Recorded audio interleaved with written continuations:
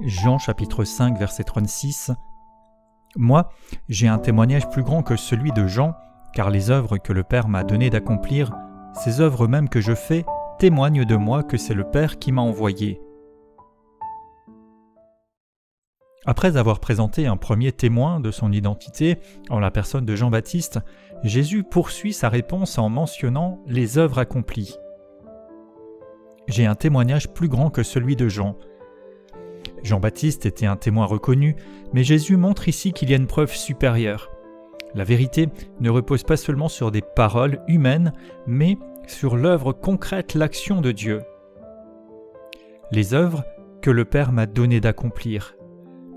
Les œuvres de Jésus ne sont pas autonomes ni détachées, il en avait déjà dit plus haut la même vérité, mais elles lui sont données par le Père. Elles ont leur source dans la volonté et dans la puissance de Dieu lui-même. Jean-Baptiste était un prophète, un humain, il était inspiré de Dieu, ses paroles venaient de Dieu, mais il était un instrument humain. Jésus, en revanche, est Dieu et ses œuvres sont directement nées de Dieu. Elles démontrent la puissance de Dieu, elles accomplissent ce que lui seul peut faire. Le témoignage de Jean-Baptiste était verbal, il avait des paroles que l'on pouvait accepter ou rejeter. Les œuvres de Jésus sont factuelles, des événements objectifs, vérifiables, indéniables. Des aveugles qui voient, des paralytiques qui marchent, des morts qui ressuscitent. Jean a témoigné pendant un temps limité, puis son ministère s'est terminé, mais les œuvres de Jésus sont continues, multiples, variées. Des guérisons, des délivrances, des résurrections, l'autorité sur la nature, la connaissance spirituelle et surnaturelle. Et Jésus a opéré des choses extraordinaires.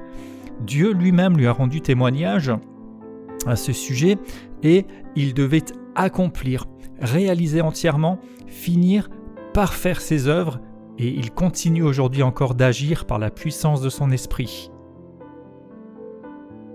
Ces œuvres mêmes que je fais témoignent de moi, donc les œuvres parlent d'elles-mêmes. Il n'y a pas ici une mise en scène ou du spectaculaire, mais elles révèlent qui est Dieu, sa puissance de vie, sa fidélité et le fait que Jésus a été envoyé. Ces signes doivent amener à la foi. Jésus ne parle pas seulement d'œuvres passées, mais il dit ces œuvres que je fais dans un sens d'œuvre actuelle et continue, qui témoignent, c'est ici un terme juridique, les œuvres sont comme un témoin dans un tribunal. Autrement dit, si les œuvres de Jésus pouvaient parler, elles diraient « Il est envoyé de Dieu, nous en sommes la preuve ». C'est le Père qui m'a envoyé. Jésus rappelle encore une fois ici que tout cela atteste de sa mission. Il est envoyé du Père.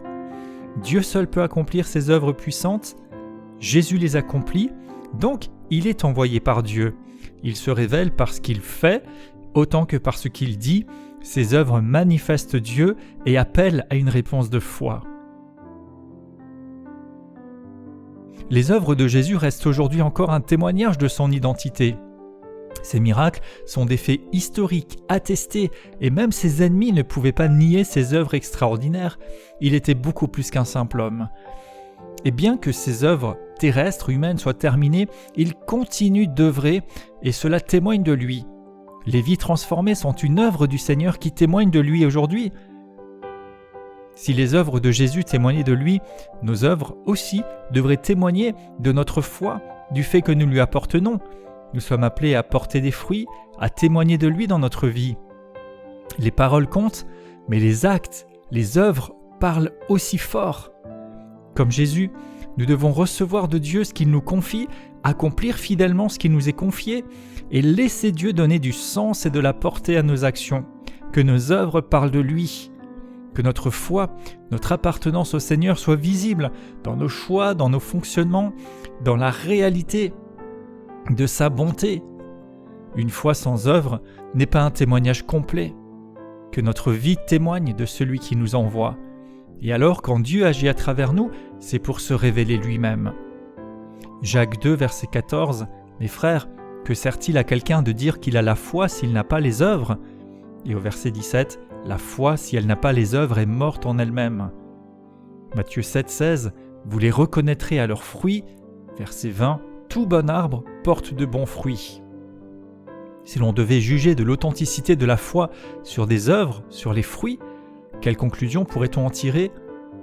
Quelles œuvres témoignent de ceux qui se réclament de Christ comme envoyés de Dieu ?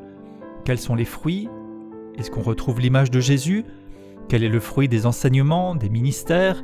Est-ce qu'il y a de la transformation ou juste du divertissement ? Est-ce qu'il y a des disciples ou juste des admirateurs ? Est-ce que les vies sont transformées ? Et chacun pour soi-même. 2 Corinthiens 13, 5. Examinez-vous vous-même pour savoir si vous êtes dans la foi. Éprouvez-vous vous-même. 1 Pierre 2, 12. Ayez au milieu des païens une bonne conduite, afin que là même où ils vous calomnient comme si vous étiez des malfaiteurs, ils remarquent vos bonnes œuvres et glorifient Dieu au jour où il les visitera. Donc cela passe aussi par notre fonctionnement, notre comportement quotidien. Au travail, dans les études, dans nos activités, dans notre voisinage, en famille, que les personnes soient interpellées et cherchent à comprendre la différence, ce qui créera une occasion de témoignage. 1 Jean 3, 18. Petits enfants, n'aimons pas en parole ou avec la langue, mais en action et en vérité. Tite 3, 8. Que ceux qui ont cru en Dieu s'appliquent à pratiquer de bonnes œuvres.